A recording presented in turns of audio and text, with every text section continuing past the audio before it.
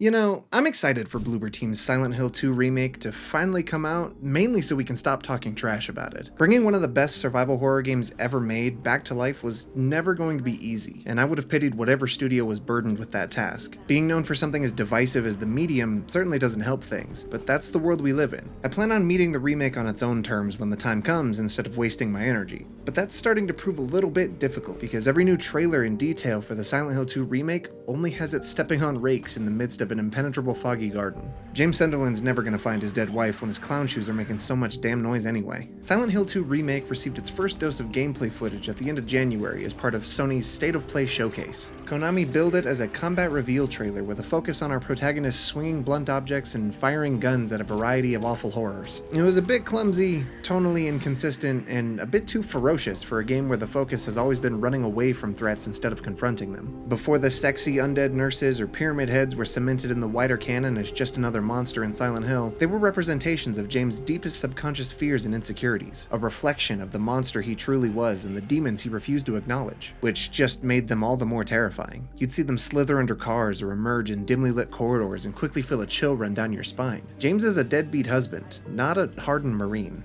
He's meant to run away, or at best desperately swing a battered piece of wood into the misty darkness. Games like Resident Evil instilled within us a false sense of security, something that Silent Hill 2 takes advantage of again and again to make us feel truly defenseless. It's this original intent that has caused fans to view this remake as such sacrilege. The combat reveal has undead nurses jumping over chest-high walls like it's Gears of War as James blows them away with a variety of guns from an over-the-shoulder perspective pulled straight out of the RE4 remake. It's framing it as an action game, with enemy movements and character action perfectly reflecting that. It doesn't feel right, and not because Bloober Team decided to improve otherwise bare-bones combat. Critics on social media have pointed out the hypocrisy of Silent Hill 2 diehards saying for so many years that, well, aside from the combat, it's a masterpiece, and then complaining when Bloober Team actually improves things. To assume it's broken in the first place is missing the entire point though, and fails to consider the intentional design that underpins the very best of survival horror. It's diametrically opposed to Resident Evil, which in the majority of its games has you play as a trained operative armed with weapons they actually know how to use. They can still be overwhelmed and frequently are, but with a loaded pistol and 3 ghouls at their heels, it isn't unrealistic to see Jill Valentine emerge victorious. James Sunderland is prone to run away with his tail between his legs, and for the remake to erase that important narrative context already feels like a loss. If I can go up against unknowable horrors only to fill them with lead until they drop dead,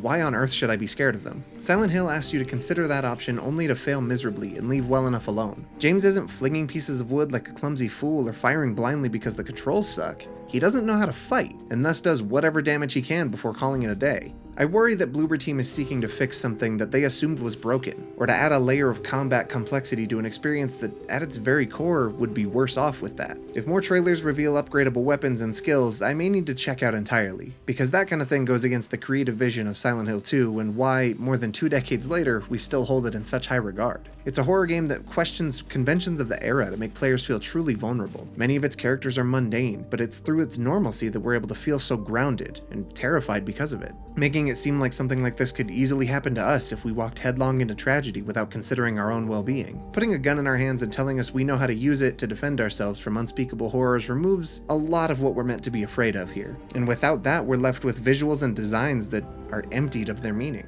Silent Hill 2, especially a remake that promises to bring it back into the limelight, needs to be more than that. So, here's to hoping, Bloober Team. Make us proud. And if you made it all the way to the end of this video, thanks for watching, and make sure you check out thegamer.com for more videos like these.